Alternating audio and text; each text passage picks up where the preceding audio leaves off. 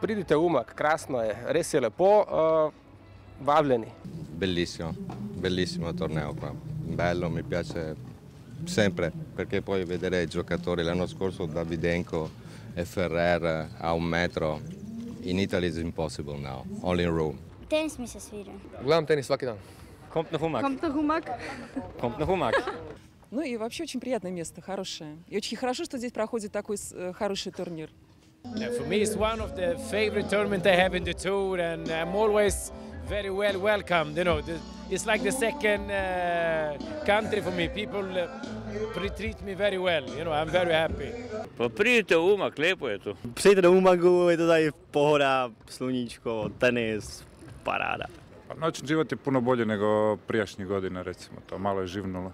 Najprije su govorili Wimbledon ovoga Mediterana, onda valjda radi trave i zemlje, onda su ga prozvali Roland Garros Mediterana, međutim Umag i ne treba ga s nikim uspoređivati jer svak u svijetu tenisa zna i u svijetu turizma zna ko je i šta je Umag. Nek svi dođu pa vide sami.